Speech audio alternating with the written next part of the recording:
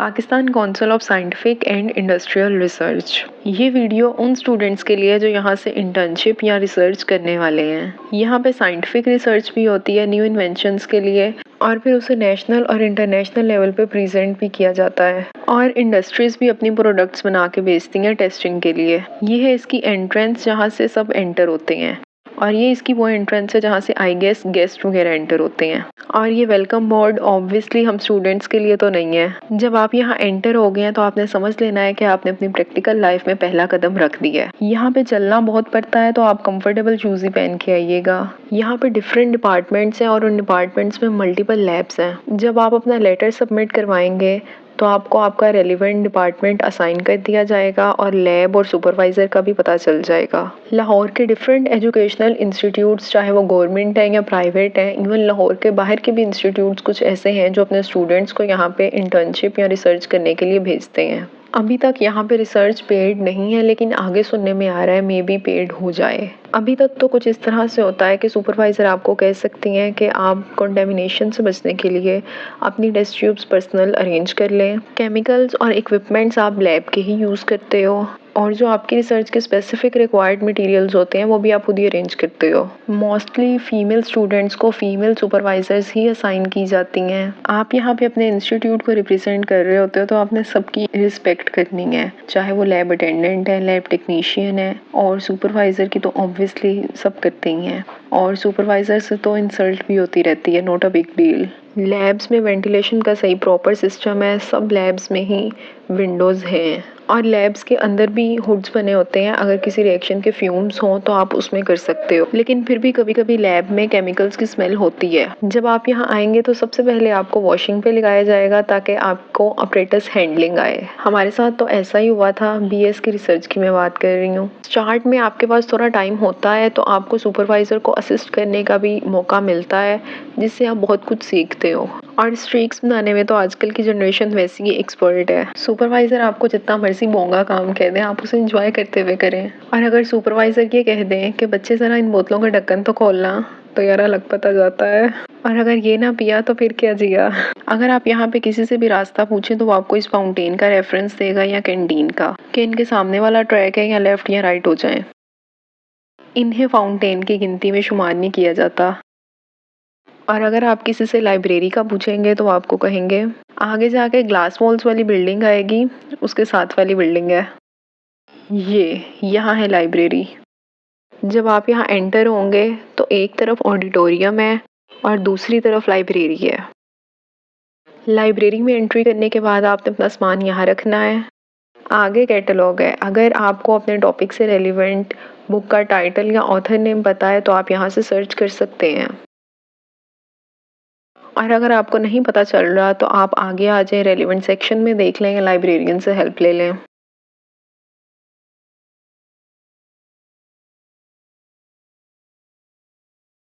अक्सर students library आने के बाद भी गूगल स्कॉलर से आर्टिकल्स पढ़ रहे होते हैं, लेकिन मैं आपसे ये कहूँगी कि अगर कुदरत ने आपको एक मौका दिया है और आपको डूबने के लिए किसी की आंखें नहीं मैसर, तो फिर आप खुद को किताबों के समुंदर में गिर कर लें, आपको कभी रिग्रेट नहीं होगा। ये इस्लामिक बुक्स हैं जो कि सारी उर्दू में हैं। ये जर्नल्स और मैगजीन्स हैं। ये यहाँ से लेके एंड तक सारी ऑर्गेनिक केमिस्ट्री की बुक्स हैं। लिटरेचर रिव्यू करते हुए कुछ बुक्स ऐसी भी आपके हाथ लगती हैं कि आपके दिल में ये ख्वाहिश पैदा होती है कि काश इनमें लिखा हुआ सब कुछ आपके जहन में स्टोर हो जाए, लेकिन पीडीएफ तो हम बना ही लेते हैं। अब ये हरर से कुछ बेनिफिशियल नुस्खे मेरे हाथ लगे थे, लेकिन मुझे पता ही नहीं हरर क्या होता है।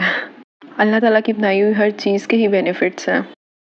आप जिस जिस बुक से डाटा कलेक्ट कर रहे हैं उसकी इन्फॉर्मेशन, जैसे book title, author name, volume, edition, year of publication, publisher name, ये सब कुछ आप अपने पास नोट कर लें। साइटेशन के लिए आपको ज़रूरत पड़ेगी। फिर इस शेल्फ का एक ही नाम हो सकता है, 15 shades of sea green and aqua blue. इतनी बुक्स देख के मेरा दिल करता है कि सब कुछ छोड़ छाड़ के बस लाइब्रेरियन बन जाऊं। एक दफ़ा पीसीएसआईआर आते हुए मेरा माइनर से एक्सीडेंट हो गया। जब मैं यहाँ आई तो सुपरवाइजर से गजब की बेइज्जती हो गई। बच्चे आप लैपटॉप नहीं लाई, अब मैं आपको क्या करवाऊँ, जाएं लाइब्रेरी चली जाएं। अब मेरा लिटरेचर रिव्यू ऑलमोस्ट कंप्लीट था। कुछ पुराने थीसिस मेरे हाथ लगे। अब मैं यहाँ बैठ के रो रही थी, लेकिन उन थीसिस ने मुझे हंसने पे मजबूर कर दिया। आप भी देखें। अब ये थीसिस था पंजाब के रूरल एरियाज़ की ट्रेडिशनल डिशेस पे। चेक करें आप, कितनी मज़े की रिसर्च रही होगी इनकी। लाइब्रेरी में ऊपर मैं कभी नहीं गई, मे बी मेल्स के लिए है। यहाँ पे आने वाले हर किसी के शायद दिल की यही एक आवाज़ होती है। रिसर्च अगर आपकी स्टार्ट हो गई है तो हर्डल्स आती रहती हैं। मे बी आपके डिज़ायर्ड रिजल्ट्स ना आ रहे हों, रिएजेंट ना आपको मिल रहा हो, बट एट द एंड अल्लाह के फजल से काम हो जाता है आपका, और एक दिन आप भी इंशाल्लाह इतनी ऊंची उड़ान भरेंगे। वहाँ पे ग्रीन हाउस का बोर्ड नज़र आया मुझे, अब वहाँ पे जा रही हूँ मैं।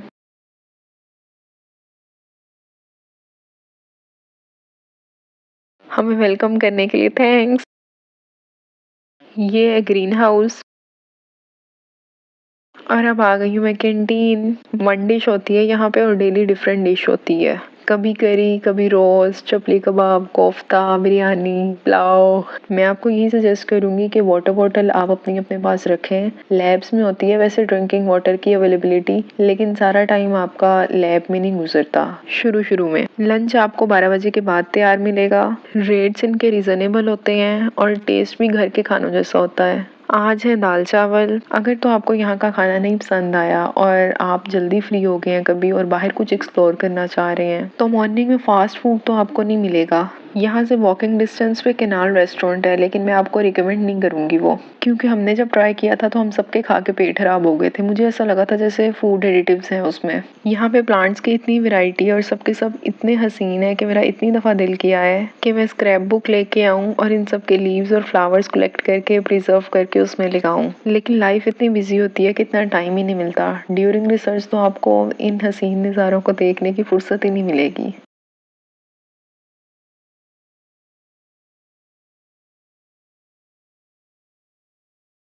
ये आपकी सुपरवाइजर और साथ आप हैं, आप अभी ब्लूम होंगे और इतना पर के आपके बालों का ये हाल हो जाना है। अगर आप लोकल आना चाह रहे हैं तो यहाँ मेट्रो का केनाल स्टेशन है, आप विया मेट्रो आ सकते हैं। और अगर आप फर्स्ट टाइम मेट्रो से आने लगे हैं तो मैं आपको बता दूं, एक साइड से आप आएंगे और अपोजिट साइड से आप वापसी करेंगे। हमें सेम साइड से इतनी ज़्यादा स्टेयर्स चढ़ने के बाद ये बात पता चली थी। वैसे तो एस्केलेटर भी है, लेकिन कभी कभी नहीं चल रही होती वो। और एक और टिप, जब आप एग्जिट करने के लिए बेसमेंट में जाएंगे तो आपने स्टेयर्स के लेफ्ट से एग्जिट नहीं करना बल्कि राइट से करना है। इसका फायदा आपको ये होगा कि आपको बाहर आके रोड नहीं क्रॉस करना पड़ेगा। Thanks for watching and good luck.